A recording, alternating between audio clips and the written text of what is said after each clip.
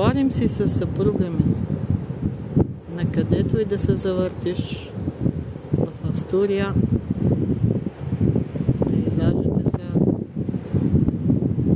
незабравими. Не сме виждали друго такова място в Европа. Наситено на пейзажи и на дива красота, защото това са плажове, които в голямата си част от тези, които съм снимала, просто нямат достъп до тях. Няма как да се слезе. Скалите са високи 60-70 метра и няма достъп до всички плажове.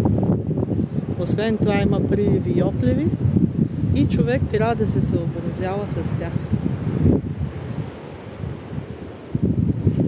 Ох, много е хубаво, хора, направо не ми се тръгва от тук.